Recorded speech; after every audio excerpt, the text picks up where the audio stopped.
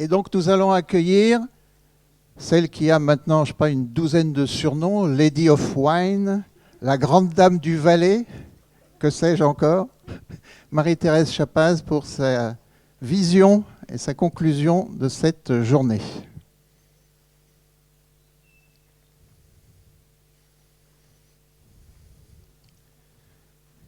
Tu as tout ce qu'il te faut.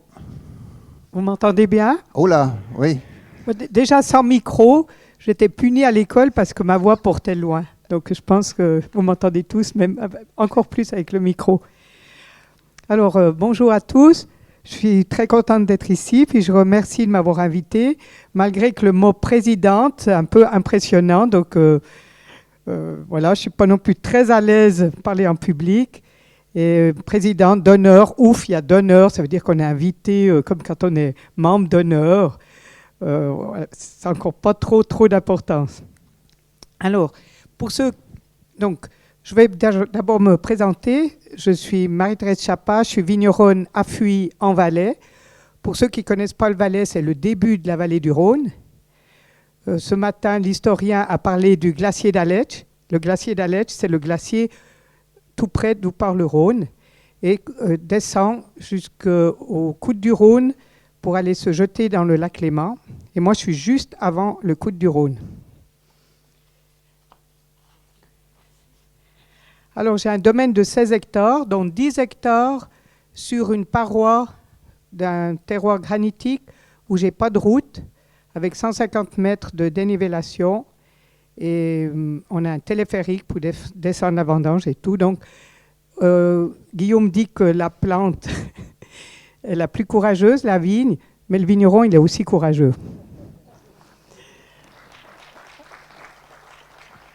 Alors, en Valais, on a aussi de la chance parce qu'on n'a pas tous les œufs dans le même panier. Je reprends la phrase d'un conférencier. Parce qu'on a deux rives, on a la rive droite, la rive gauche. Et on a les différentes altitudes. Ça part le Rhône, il est à 400. Ça part de 430, le début du coteau, sur la rive gauche. Et sur la rive droite, ça peut monter jusqu'à 800 mètres d'altitude. Et plus haut dans le Haut-Valais, sur l'autre rive, ça peut monter jusqu'à 1000 mètres à Visper-Terminen.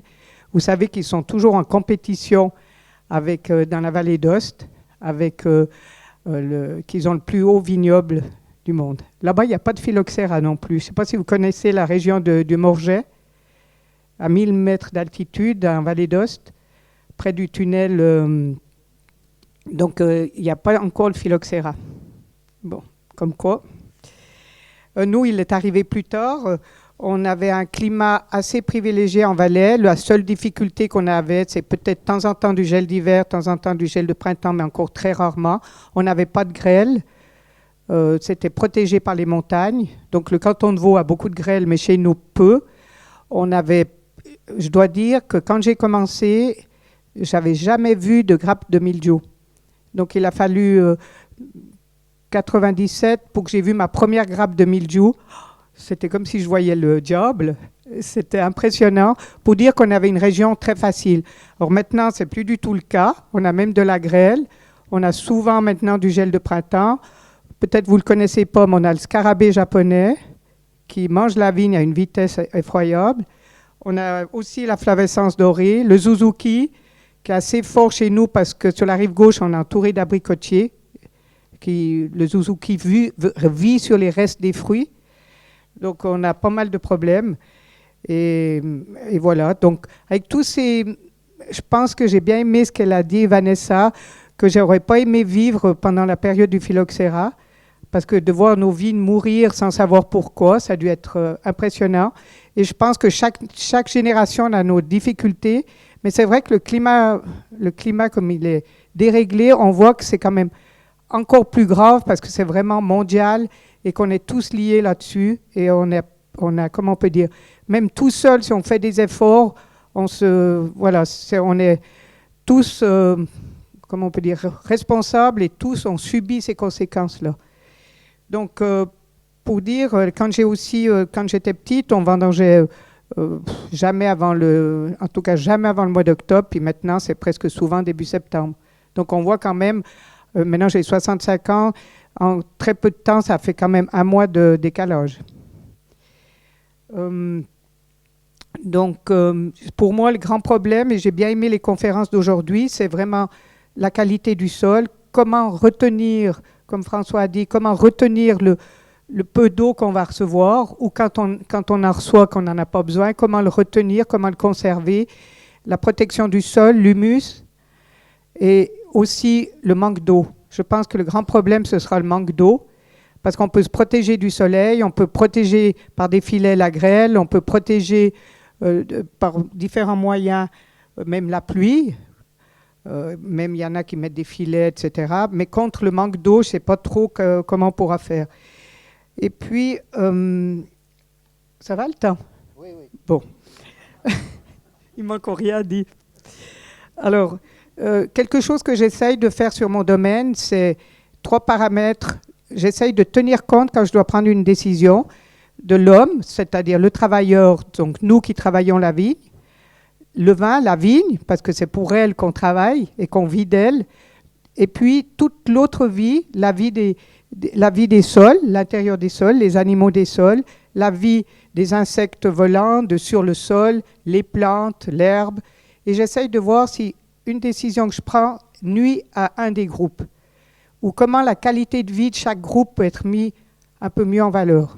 Donc, quand j'essaie de prendre ces décisions, c'est vraiment bien parce que je n'arrive pas à faire une mauvaise décision. Tandis qu'avant, on pense qu'au vin, on ne pense pas aux autres vies, et on prend des fois des décisions qui ne sont pas très positives pour les autres, que ce soit pour les insectes et tout. Je peux vous donner un exemple. En Valais, on plantait traditionnellement face à la pente, et comme chacun avait des toutes petites parcelles, on plantait très serré, face à la pente, et puis on avait une topographie plutôt étroite et longue par rapport au mur. Donc déjà au niveau topographique, ce n'était pas l'idéal parce qu'on avait très peu de place pour tourner en bas et en haut, et on plantait des gobelets très bas. Donc c'est très bon pour la vigne et le vin, mais pour tout ce qui est l'autre vie, il n'y a pas beaucoup de place pour les autres plantes. Donc maintenant, je plante en travers, ou avec un talus enherbé naturellement ou ensemencé, ça dépend, avec des plantes indigènes qui ne prennent pas beaucoup d'eau, comme la petite fétuque valaisanne ou le serpolet, l'aquilée, ou d'autres plantes, le lotier qui prennent peu d'eau. Et puis, sous le cep, je mets de la paille pour garder l'humidité, garder l'eau. Et puis, sur le plat, des engrais verts. Je suis revenue, je faisais du travail du sol avant, maintenant j'en suis revenue, je ne fais plus de travail du sol non plus pour ne pas déranger. Et le soleil, c'est le plus grand désherbant qui existe sur la terre si elle est nue.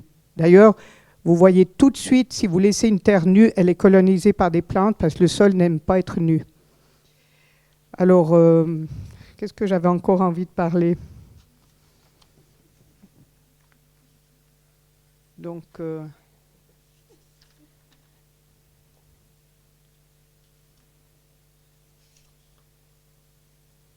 oui, j'avais encore envie de parler de l'importance des colloques comme on a aujourd'hui, l'importance de se retrouver entre vignerons.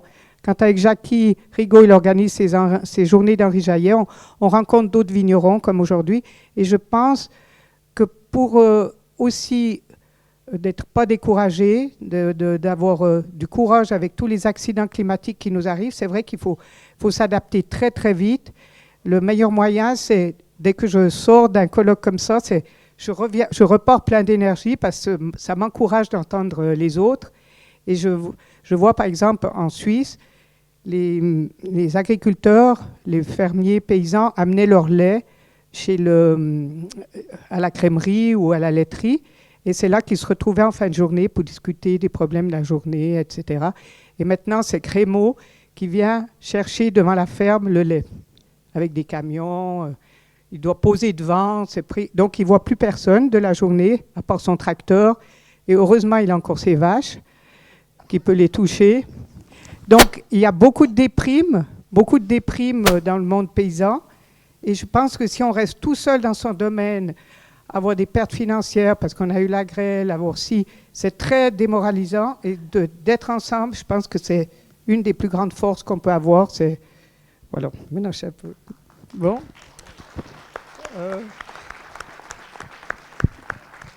Et puis, juste aussi quelque chose par rapport au vin qu'on a parlé ce matin. Quelqu'un parlait du vin sans alcool. Je pense qu'il ne faut pas non plus aller vers qu'une adaptation pour le consommateur. C'est aussi nous qui devons éduquer le consommateur à venir vers nous. Donc, pas seulement changer, aller dans les salons, proposer des vins, mais peut-être plutôt de montrer, quand j'ai vu Guillaume, il m'a donné son prospectus, magnifique paysage avec les fleurs, les arbres, la vigne, tout ça ensemble, ou la polyculture aussi, etc. Je pense que si on fait amener les consommateurs voir ce qu'on a, ça leur donnera envie de goûter des vins qui ont quand même de l'alcool, mais qui font du bien. Et voilà. Je ne dis pas tout adapté pour le consommateur, enfin ça c'est mon idée. Puis comme je suis une présidente d'honneur, je peux dire, on m'a dit que je pouvais dire un peu ce que je voulais. Alors voilà.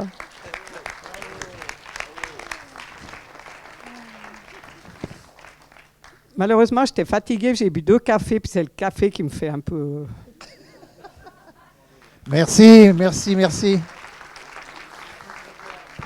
Vraiment une belle conclusion pour cette magnifique journée qui se termine. Donc pour ceux qui participent au SICO demain, c'est le SICO. Pour ceux qui participent ce soir à notre polée, on peut appeler ça une polée, enfin le dîner c'est à 20h au grenier Saint-Jean. Voilà. Merci à tous. Bonne fin de journée. À bientôt.